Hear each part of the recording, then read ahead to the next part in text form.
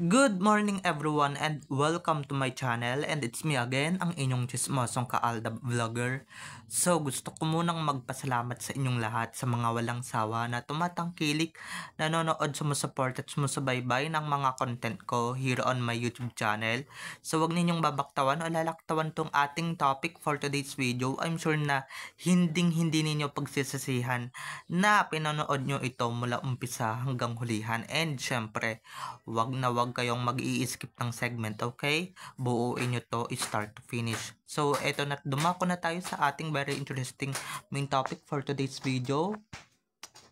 Gaya nga ng sinabi ko kanina, eto nga, no?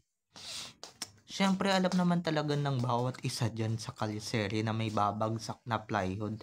Siyempre, di ba, alam nga naman hindi nyo sila binigyan ng tip para walang alam daw ni Alden na may babagsak na plywood as an artist.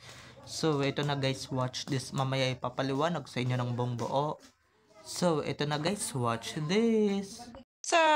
As a parang pelikula, si Alden alam niya mangyayari. Oh. So, para may control, may isang may control. Kaya napansin nyo nung lumalapit si Min, si Alden gumaganyan. Kasi ang worry ko, tamaan ng paa. One wrong keyword, dead. Kaya yan may naka-safety na kidnapper. Naka-standby. Naka-standby kasi wala akong tiwala sa props. Shout out sa plywood. Hindi, minsan niloloko tayo, nagkakamali talaga. Mechanical error, human error. So kaya yan, kahit hindi bumaba yung plywood, kikidnapin siya. That leads to the Daris, yung van naman na eksena. So, nirehearse yan kasi yan lang yung may mechanical, may props kasi yan eh. Dati puro kung saan lang mangyayari. Pag nag-fail ka dyan, wala, dapat tapos na yan noon pala. Nirehearse yung mga camera. Tapos yung queuing, when do you count? One, pero sila Mengay mismo, Si Maine, wala si Maine. Si Aden, sinabihan ko nung palabas na kasi kailangan somebody's in control. Yes. Kasi dalawa sila eh. Hindi pwedeng pareho nilang alam. Si Aden, artista naman. Nakakaintindi siya ng queuing. At kung nakita nyo na ngayong recaps, once again say TTO sa mga admins, dumako na tayo sa ating main topic for today's video. Gaya nga ng sinabi ko kanina, etong mga to, no, syempre alam naman na talaga ni Alden at ni Min, or wala talaga silang kaalam-alam. Ang pinapalabas talaga na itong mga to nung nagpa-podcast sila, parang scripted ang kaliserye. Sila Alden at Min na nga mismo yung nagsabi na talagang very spontaneous, very unscripted ang mga nangyayari or mga nagaganap sa kaliserye in the first place. Tapos itong plywood, sasabihin ninyong alam na to ni Alden Richards na may babagsak na plywood sa Broadway Centrum. Ba't sila gulat na gulat that time, diba? Ba't sila gulat na gulat at nanghihinayang kung hindi sila magkikita or magkikita sila on dun sa first meet nila nung Bulaga pa more, di ba?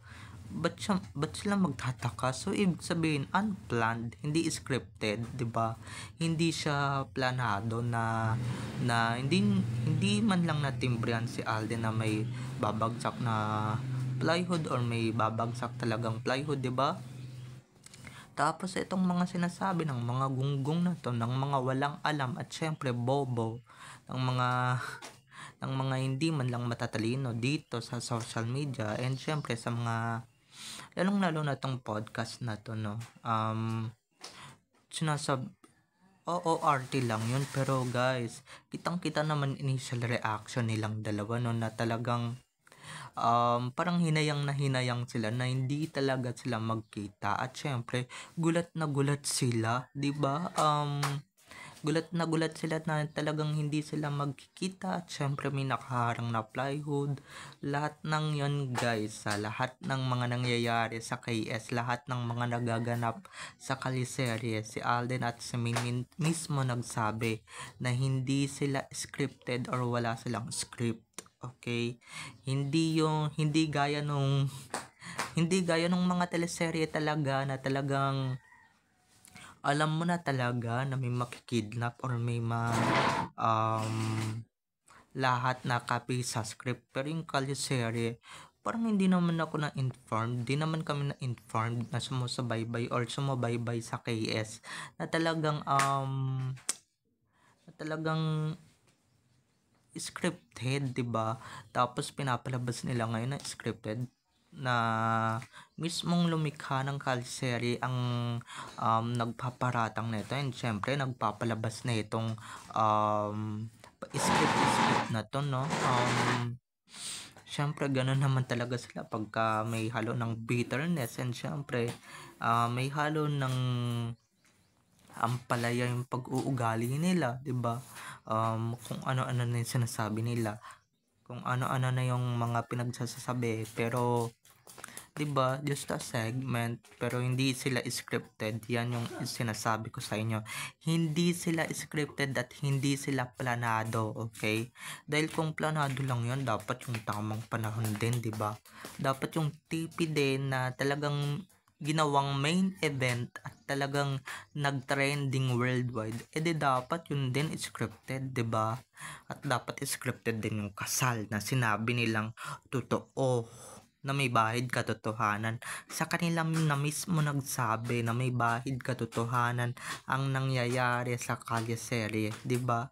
'Di ba? Ano yung pagkahimat? Eto balikan lang natin one of few episodes ng Kalisere. Natatandaan nyo ba yung kinasal si Frankie Arinoli kay Yaya Dab? Yun ba planado? Yun ba scripted? Nahimatay mismo si Maine? 'Di ba nahimatay mismo si Maine dun sa Kalisere episode na yon? Ano yun? Arte-arte lang, 'di ba? Mismong si Alden na nga nagsabi that time sa Star Talk na talagang nahimatay talaga si Maine. Okay, at saka si Mina mismo din yung nagsabi na talagang nahimatay siya. Ops, nabasa namin yon. Huwag ninyong palabasin na scripted yon. Huwag ninyong palabasin na talagang palabas lang yon at talagang arte-arte lang. Kasi dapat kung arte-arte lang, 'di ba? Dapat hindi mahihimatay si Maine, or kung mahimatay man, kunwarian lang, 'di ba?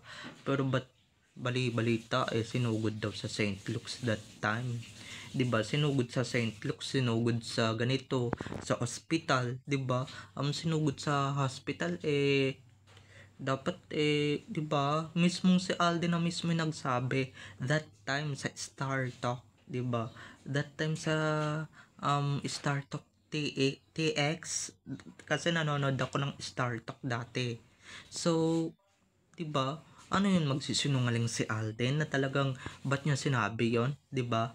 Tapos sasabihin niya lang scripted na may bumagsak na plywood. Hello, 'di ba?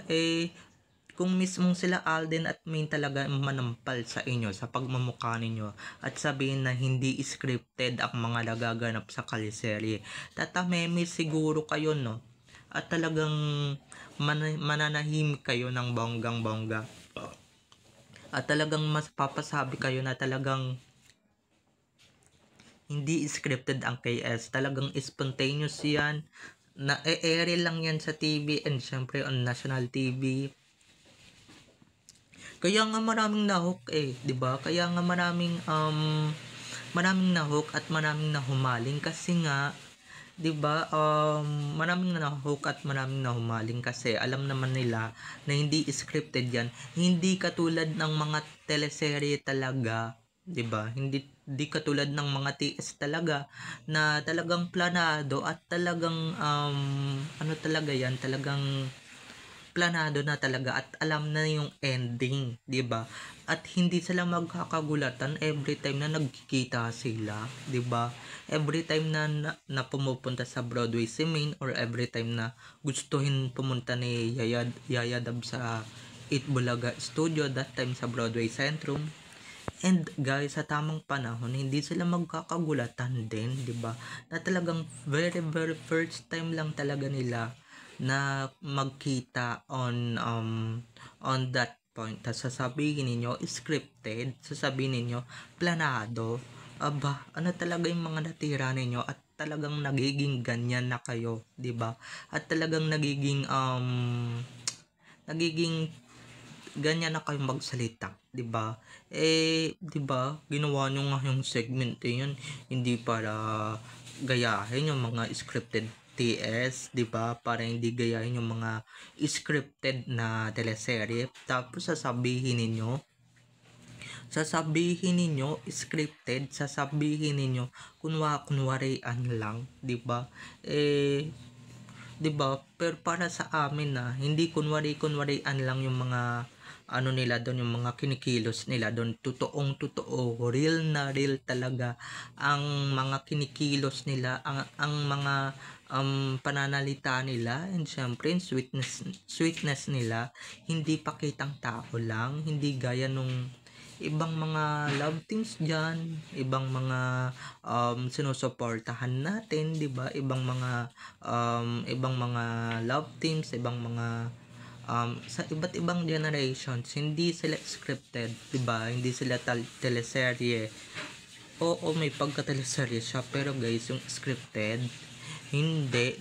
Dapat pa lang, 'di ba? Kung scripted talaga 'yan, in the very first place, 'di ba? Dapat alam na ni May na talagang kikiligin talaga siya kay Alden, or talagang alam na talaga nila na may mabubuong Aldab. Kaso nga, 'di ba?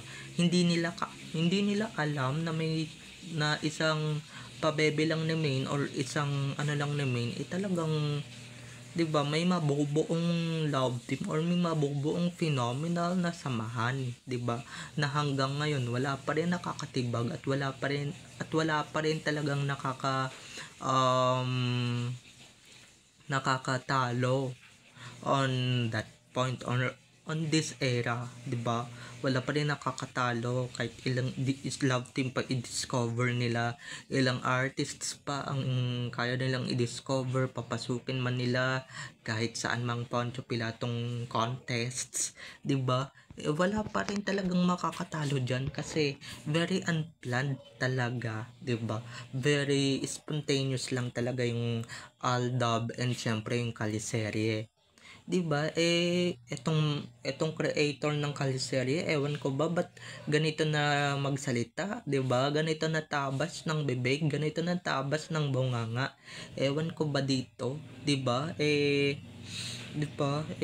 Alam naman na natin, kung scripted lang 'yan, dapat hindi tayo kikiligin ng bonggang-bongga, 'di ba? Na every time na magkikita sila Alden at Min, at dapat yung kilig nila dapat pilit lang, pang teleserye lang, 'di ba? Kaso, 'di ba? Tumagal yung pinapalabas nilang yung pinapalabas lang nilang teleserye daw kuno, pero hindi naman talaga teleserye, at very very spontaneous ang mga kinikilos nila, very unscripted, 'di ba? Very mindful talaga. Tapos etong creator ng KS, ewan ko ba talaga, 'di ba, kung ano yung tumatakbo sa utak na itong creator ng Kaliserye na to, 'di ba? Dapat ano yan, may pagka-teleserye siya na talagang kinaadikan talaga ng buong mundo, at hindi lang ng sambayan ng Pilipino, buong mundo, worldwide, 'di ba? Ganun ba yung teleserye? At syempre, 'di ba, every time na may mangyayaring masama, ba't sila nagkakagulatan, 'di ba? Ba't sila lalong-lalo na yung long table, 'di ba? Nakakala nila nung first date nila maiksing table lang, gaya ng usual na nagde-date, pero hindi, talaga siya, long table talaga siya, 'di ba? And syempre, kidnap eme ng Kaliserye. Ba't gulat na gulat, 'di ba? Ba't hinayang na hinayang, 'di ba? And guys, number one reason diyan, ba't may mahihimatay si Main? Balikan ko lang, ba't mahihimatay si Main that time dun sa Kaliserye, 'di ba? So, huwag ninyo kung anuhin na scripted yung Kaliserye. Nek nyo, 'Diba? Kayo lang ang nagpapalabas na scripted yan. Kayo lang nagpapalabas na planado lahat ng kinikilos nila, ng aktingan nila dyan. Kasi hindi kami naniniwalang scripted yan. Okay? So, babay na mga ka-ADN. Don't forget to subscribe to my YouTube channel. And syempre, huwag ninyong kakalimutan na i-click ang notification bell para pag nag-upload ako, kayo agad ang unang-unang manonotify sa aking mga videos na i-upload. So, babay na mga ka-ADN. Have a nice day. Keep safe. And God bless everyone. Bye-bye. I love you all.